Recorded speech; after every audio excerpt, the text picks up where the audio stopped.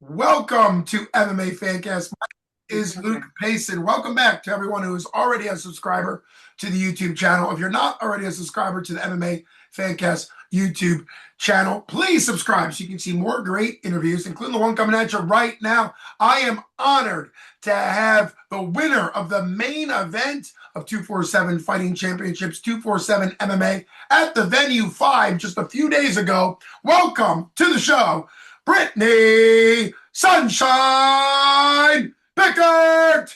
Sunshine, welcome to the show. Thank you so much.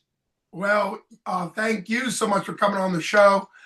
It is great having you on the show. Big congratulations. You won in the main event by third round armbar. There's obviously a lot to talk about.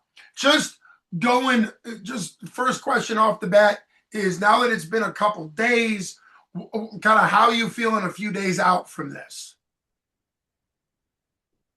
Oh man, so happy. It's just an incredible feeling, and I've been like shaking my head in disbelief, just sitting thinking about everything. Such a high. I'm really grateful, and like everybody there, I'm processing everything still, and I'm just like in awe of like how amazing it was. I'm sure there's a lot still to process, a lot of emotions. For people that may not have seen the interview you did coming into this, I highly recommend you go back and watch it, because Brittany breaks down the fact that there was a lot going on coming in off an injury and all of that. One of the things we covered in the preview interview was the fact that your opponent was coming into her 12th pro fight. You were coming into your third pro fight. You talked a lot about confidence. Talk a little bit about what that felt like, in the room, in the corner when you were warming up, backstage, and then walking out. How did all that feel? Because there's confidence, but there's also the nerves of getting back in there after almost a 2 year and a half layoff. So just talk about how that confidence transitioned to the warm-ups and all of that before you made the walk. Yeah, I think the biggest thing that I was trying to do is give myself some self-talk, talk to myself, reminding myself that I can do this. Just like, it sounds very corny, but this, like, believe in myself that I belong in there. I know what I'm doing. I'm capable of doing this. So I would just be kind of like reiterating that to myself, time and time again. And same thing with the people around you in there. They're all hyping you up. They're like, you got this, you got this. But it is a very much a nerve-wracking feeling back there. And I think especially for this one, I knew how much it meant. I knew I was about to go out there and it was going to be a lot of people that I know. And I just was really like the anticipation. It was crazy, but a lot of just like self-talk, telling myself basically that I got this. That makes a lot of sense. That's great advice coming from you, obviously at the pro level, but can be used in the amateurs, MMA, wrestling, really anything. I remember saying something similar to that when I was taking hard tests in high school. The nerves are there, but I would tell myself, listen, you've studied, you reviewed this, kind of going through the facts, because emotions, the nerves, we get it. That's part of us being humans, but the emotions can sometimes convince us that we didn't do what we did in preparation. So we always want to remind ourselves, like you did, self-talk, going over what you've done and how the leg's been feeling and all those things.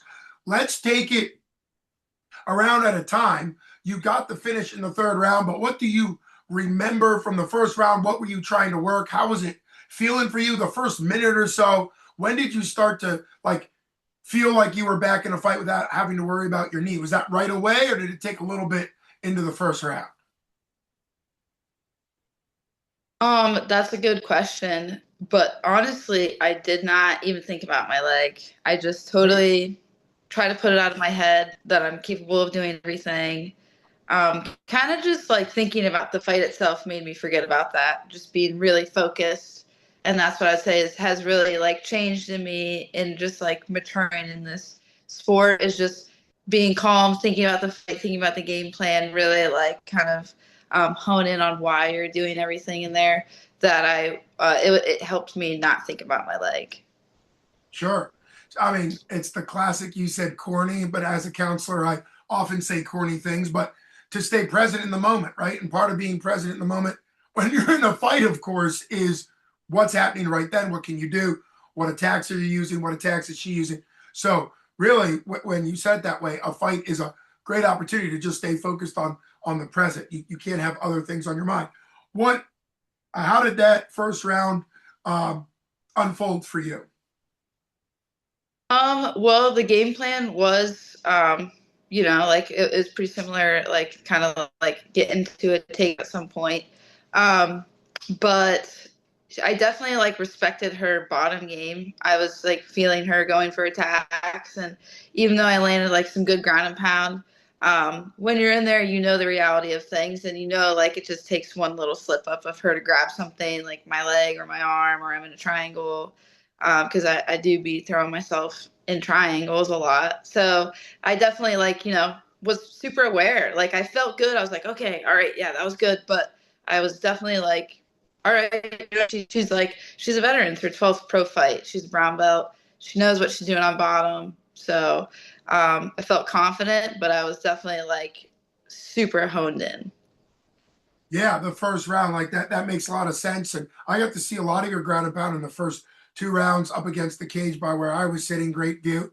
And hats off to your opponent, because a lot of times when somebody's on their back getting ground and pound, even though she was working and stuff, it's kind of like the expression they get softened up. You can start to see them kind of like, the damage. It didn't to me, it didn't seem like she was softening up and giving you bigger openings, right? She seemed pretty Yeah. composed. I mean, you were landing, but it wasn't like she was getting, looser and looser with her defense, which is great. How do you, particularly in the first round, and maybe this comes from how you train, how do you pace yourself to keep the pressure? Because, man, you're a pressure fighter.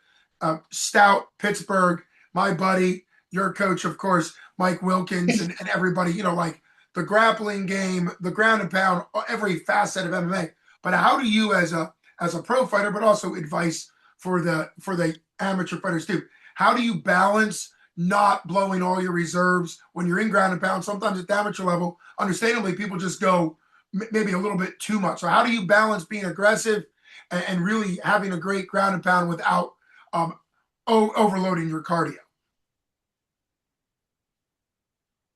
I think you just got to train like that. You have to really push. Like you can be honest with yourself if you're pushing yourself at practice, and like what you do at practice is probably how you're going to perform.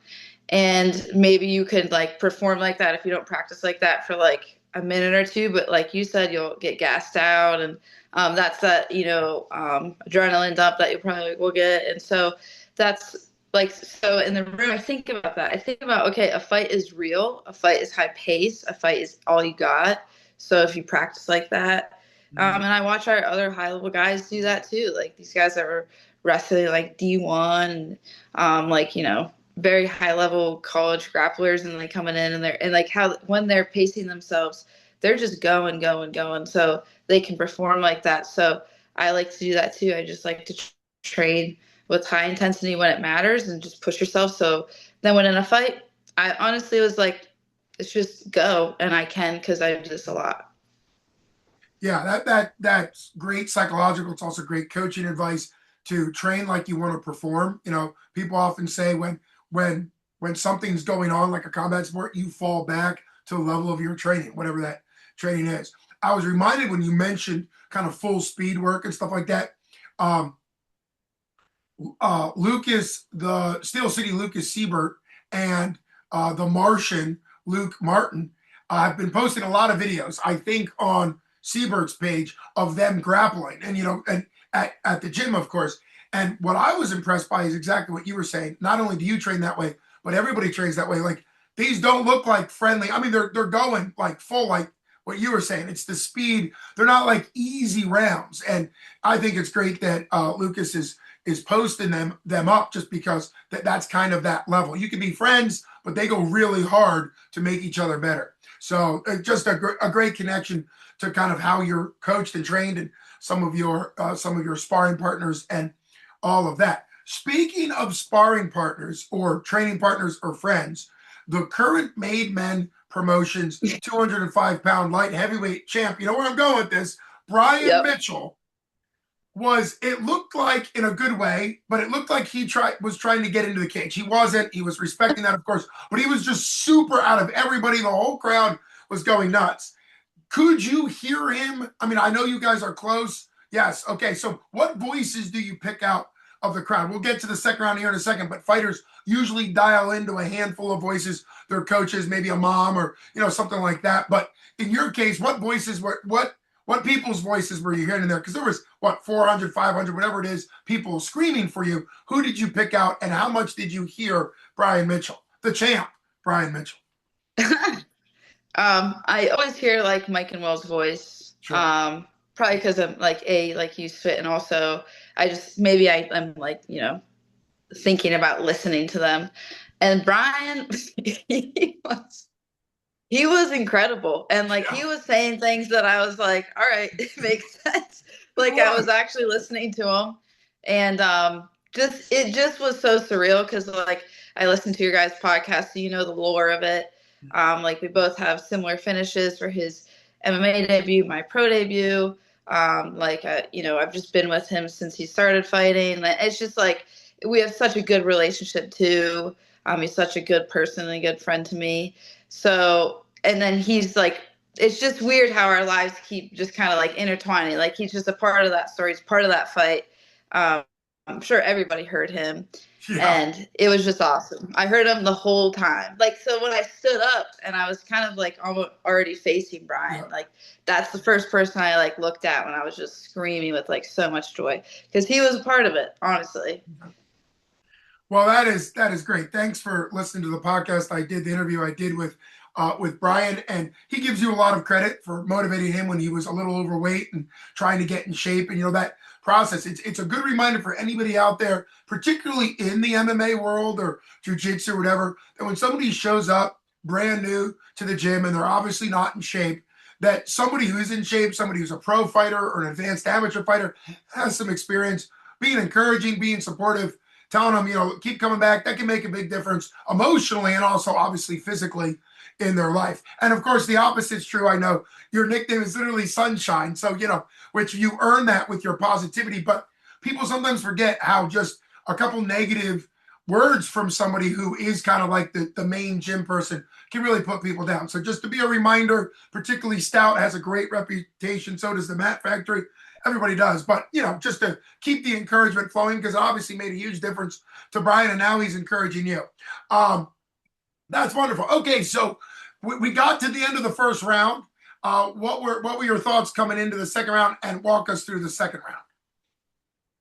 Um, like I said, I was definitely respectful of her grappling, so I was like, okay, looked for a takedown a little bit later on. And that's kind of like what happened. And then so at the end, when I was on top and I was like, I might finish this, I was thinking like it's gonna get finished, like it's gonna happen. But like you said, she always did a good job kind of like shutting up a little bit, not taking a ton of damage. I really like didn't like cut her open bad or anything. And so then she dove for my leg, and that was my knee. Like the craziest thing. It's just like a crazy. The whole fight's just wild, and it's my leg that got surgery on, and I just am like, well, I heard the 10 seconds, and I knew I'd be okay. And yeah, like I said, like I just kept this locked in until it's over mentality. That's the only thing I can like think like to revisit everything. I just remember being so incredibly focused the whole time that I was like, all right, on to the next, on to the third round. So yeah.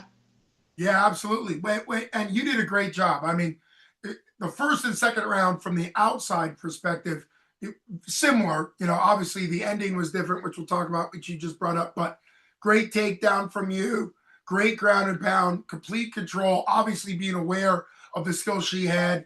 Hats off to her, because the word durable should not be seen as a negative. She's durable. I mean, very, very durable. Coming into her 12th pro fight, and I can see why she's still fighting. She has coaches that are right next to me that are giving great advice, and that obviously every fighter that gets in there has a camp behind them and is training, and so hats off to her. For that, she put you in like really like an ankle lock.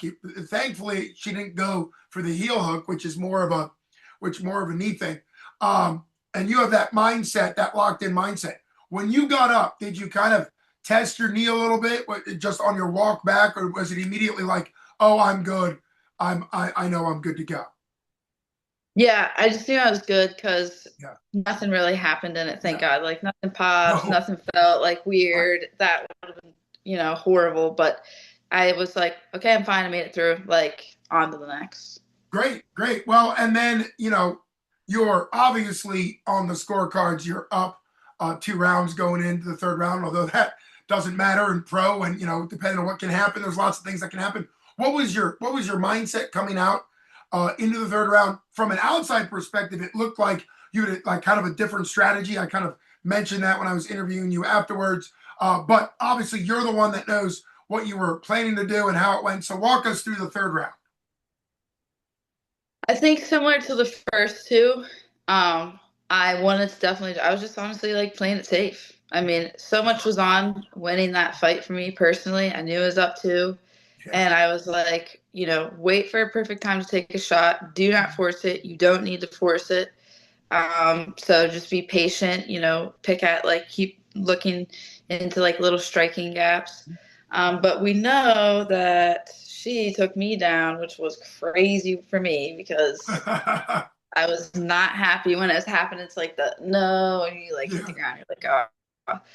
But then when I was on bottom, I said, okay, not horrible because yeah. I also have a good guard. So, you know what I mean? Oh yeah. I knew I had to attack. So, Well, we will get to that because it was really cool. First off, I thought that you did a little baiting because it can happen, right? Like you had such great top game for the first 2 rounds, and obviously knowing what then happened, not long after you got taken down with your bottom game from guard and all of that, getting the armbar, which we'll talk about.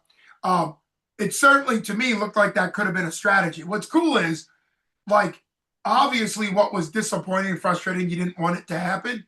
One of the things I bring up all the time as a coach and as a counselor is to control the controllables, meaning, she got you down. Now you got to control, like what you said. You got to focus on what can you do now. You've got a good ground game. One of the things that I said to somebody next, it might have been Angie, the ring girl that I was sitting with. I said that like you immediately started having an active bottom, right? Like I understand some people's strategy is to lock somebody in, but in pro MMA, if you lock somebody on top of you with all the weapons that they have, it's not always a good idea. And you were like super active. You threw the leg up. We'll get to that now, I guess. But like the that mindset, what do you think gives you that? Not just in the cage, but in life, that mindset of okay, there are things that we can't control. Viktor Frankl, who survived 3.5 years in Auschwitz, a concentration camp, wrote a great book called Man's Search for Meaning. And in it, he says that when you're faced with the situation you can't change, you're given the opportunity to change yourself, right? That there are things that happen for you as the surgery and all that, but there's things that happen that you can't change. And as soon as the takedown happened, you can't change that, but you can focus on what you can do about it. What mindset do you have about that outside the cage and also inside the cage? And then walk us through. I remember you were very active with your legs and threw your legs up and got the armbar, but take it from there. yeah. So I think just going through life makes you like you either will learn from those things that like frustrate you that you want to take over and you can't, or you won't learn from it and you're just gonna kind of be a bitter person probably about a lot of things. So I think just like yeah, like you said, it's just you have to focus on what you can control and you can't focus on what you can't. And I think if you just truly try your best in anything and you have good intentions on everything you do.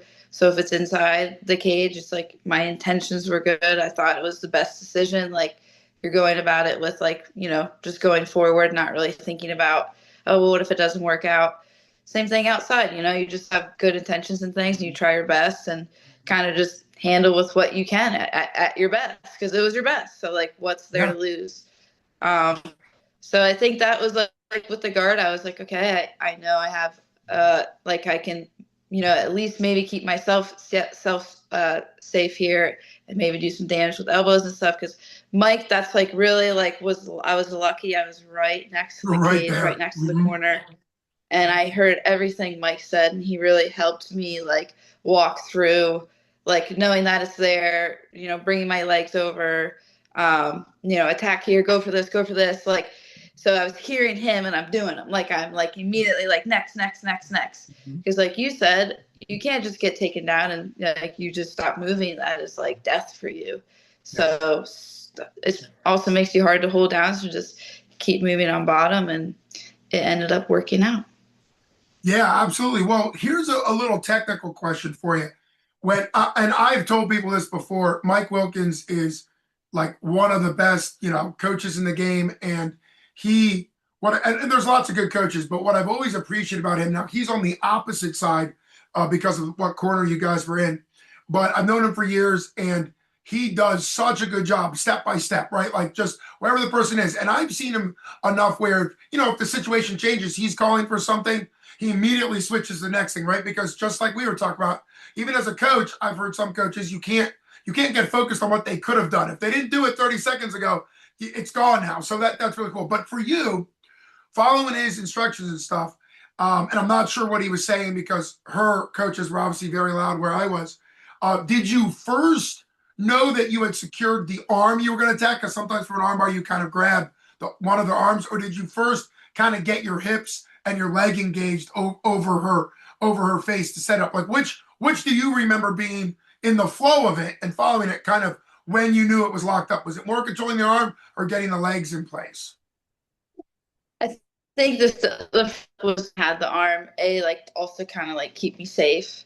Yes. And then I like yeah started shooting my hips under because I know that you have to get in a certain position, but Mhm. also trying to be careful to not be pinned. I was also like trying to be aware that I don't want to be pinned here right against the cage. She's on top of me in a good spot, so just kind of manipulating my hips to where as soon as that leg can come over, so I kind of Mhm. like trap her, control her, keep her posture down. I can rip my leg over and have a heavy bite. Yeah, that's great.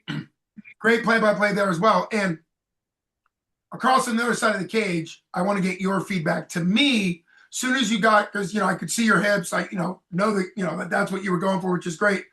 It seemed like a very quick tap. Now, obviously, she's a durable fighter. I'm not saying it was a bad tap on her point, but I think for me, as soon as you got the leg over, she was tapping. Did it get on aggressive? Like one of the things that people don't think about with arm bars is like a choke, you can sometimes settle in a little bit, and even if you end up tapping, you kind of work it. A lot of times with the joint manipulation, particularly like a shoulder lock or an arm bar, it's one moment you're good, the next moment you are like completely not good. So did it seem to come quick on your end too? As soon as you got that leg over, like you said, you got a good bite, you started to extend, and from what I can see, looking at the back, it's done and you're jumping up. So what did it like come on right away and you got the quick tap? Did it feel like that, or did you think she tapped when you thought she would? Yeah, it felt like it was just tight. And I think Yeah. like also she probably knew that too when there's an arm bar that you're like, I'm not getting out. Like Yeah. this is tight immediately. I just had a really good choke on it. Like I had, Yep. Mhm. good choke on her arm and how I just was able to kind of like bite down so quick. I had such a good bite that it probably just felt extended right away. And she's like, yep, I just know. Yep. You know what I mean? So I think that was kind of the situation. It felt good, it felt quick, but I also saw her hand going quick and I was like, oh, that's awesome. So Yeah. like probably just was tight right away, Yeah. Yeah, that's again great techniques. A lot of times the hip placement, like the way I would always tell people, the get a big bite is great. Like you're pulling and shooting your hips. A lot of people early in arm bars kind of have like saggy hips. Like I always say, you got to like elevate the hips up, be aggressive with hips, because if there's any movement, there's a defense where they can get the elbow down through the legs and pop out like out that way. Obviously, when you're way deep up here where you are, then the fulcrum's a lot better. So all of that makes sense. Being aggressive with pulling the arm and shooting the hips, it was beautiful. Now we get to the fun part. You see the hand waving, which kind of makes sense visually, right? Because sometimes when you're in a fight, you don't get all your senses at the same time. So visually, you see her tapping. You jump up, you make eye contact with Brian, and now the celebration's on. When did the emotions hit you? What was it like? I know it was completely overwhelming. The crowd went nuts, but like walk us through from what you can remember from her tapping. You visually know the fight's over, and now it's kind of all the emotions. Oh, I think.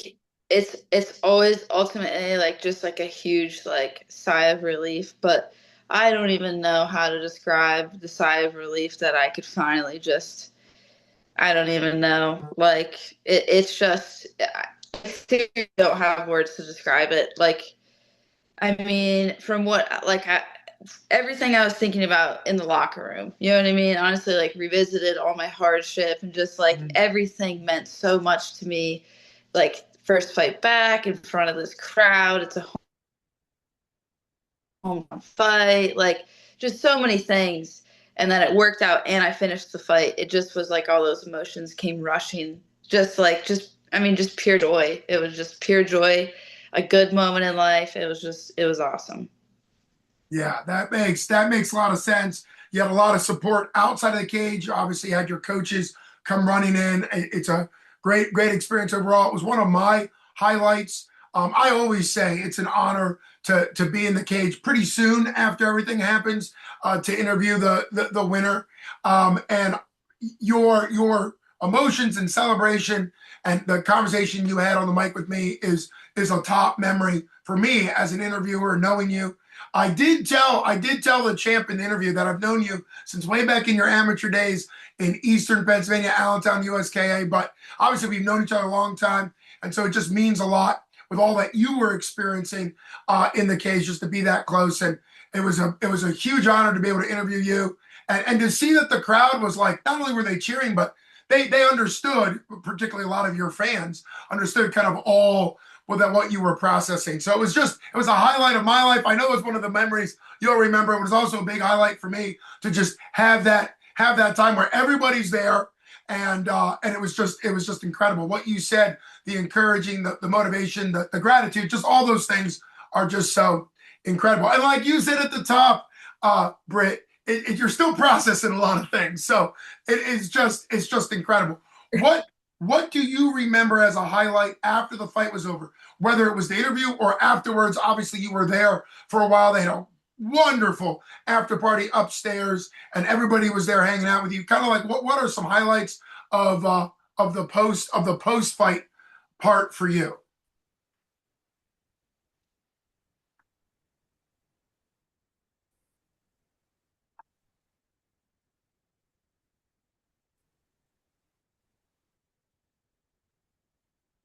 Well, we did get to the end of the fight, and I think we've lost some connection here at this point. So we'll have to have Brittany back on to talk about that last question. But it's Wait, I'm been, back. I'm oh, you're back. I'm back. back. I'm Yes. back. Okay. I'd I was say I starting. couldn't. It was like frozen. I couldn't hear, and Yeah. then we're back. We're Okay. getting bad weather. For people that Sorry. don't know, we're getting Yeah. snow. Bad, definitely bad weather. Okay, I was just saying, pick maybe a highlight afterwards. A highlight for me afterwards, not only interviewing you, but later, your mom came up. I had a great conversation with your mom. Hats off to your mom. Yay, Brittany's mom. It was just great. First time meeting her, I think, and it was just we had a wonderful conversation, and so that was great. But what are some of the highlights post fight for you? Um, super cool that Haley was there, my little sister, and then she came in the cage, and that was just like awesome. Um, and like just getting out of the cage, seeing everyone, hugging everyone, like realizing everybody that came, I was like, oh my gosh, like you're here, like it was so awesome. That was like some of the highlights, and then just like talking to everybody after and just looking around and being like, wow, you came for me, this is just unreal. um those were definitely some of the highlights. Yeah, that makes sense. And part of I've already thanked you for just how vulnerable and honest you were on the mic. But one of the things that was really cool was you switched right from the questions about yourself and what you were feeling and all that, the gratitude, to like encouraging your sister, like telling her that she can, you know, push forward in life and accomplish a lot. You said that she's a future champ. It was just beautiful. And I think there's a lot of that mentorship, not only obviously to your family, like your sister, but also just in life when an athlete has a big event, they can use it to encourage people to talk about motivation or whatever is important to them. And that moment there was also very special, and it was spectacular that she came in to the cage and all that. Well, I really appreciate you talking to me. It's been wonderful. Everybody, This has been an incredible interview. My name's Luke Payson with the winner of the main event of 247 Fighting Championships 247 MMA at the venue 5, Brittany Sunshine Bickhart. Thanks so much for coming on, Britt. Always great to hang out with you. Thank Take care. you so much. Congratulations. You got it.